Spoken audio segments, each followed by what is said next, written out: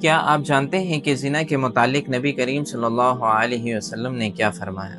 حضرت ابو امامہ رضی اللہ تعالی عنہ فرماتے ہیں ایک قریش کا ایک نوجوان نبی کریم صلی اللہ علیہ وسلم کی خدمت میں حاضر ہوا اور عرض کیا، یا رسول اللہ، مجھے زنا کی اجازت دے دیں۔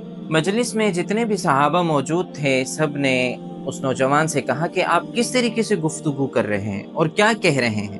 حضور صلی اللہ علیہ وسلم نے اس نوجوان کو مخاطب کیا اور اپنے قریب بلایا تو نبی کریم صلی اللہ علیہ وسلم نے اس سے فرمایا، کیا آپ اپنی ماں کے لیے زنا کو پسند کریں گے؟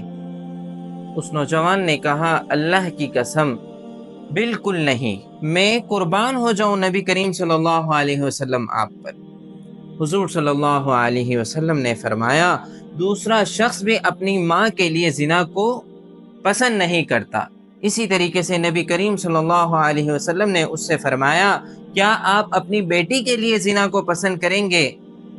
اس نوجوان نے کہا، یا رسول اللہ، میں آپ پر قربان ہو جاؤں، بالکل نہیں، میں زنا کو پسند نہیں کرتا اپنی بیٹی کے لیے۔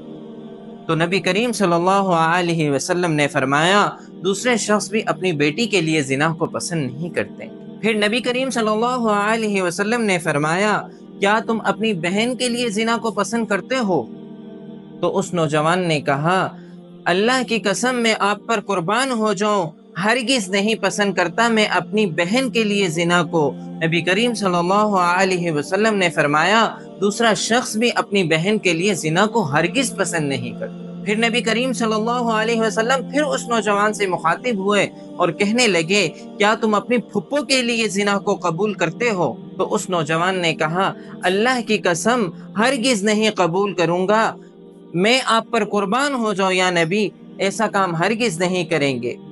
تو نبی کریم صلی اللہ علیہ وسلم نے فرمایا کہ دوسرے نوجوان بھی اپنے پھپھو کے لیے زنا کو پسند نہیں کرتے۔ پھر نبی کریم صلی اللہ علیہ وسلم نے اس نوجوان سے کہا، کیا آپ اپنی خالہ کے لیے زنا کو پسند کرتے ہو؟ اس نوجوان نے کہا، ہرگز نہیں، یا رسول اللہ، میں آپ پر قربان ہو جاؤں، کبھی بھی اس فعل کو اپنی خالہ کے لیے پسند نہیں کروں گا۔ تو نبی کریم صلی اللہ علیہ وسلم نے فرمایا، دوسرے نوجوان بھی اپنی خالہ کے لیے اس فعل کو پسند نہیں کرتے ہیں۔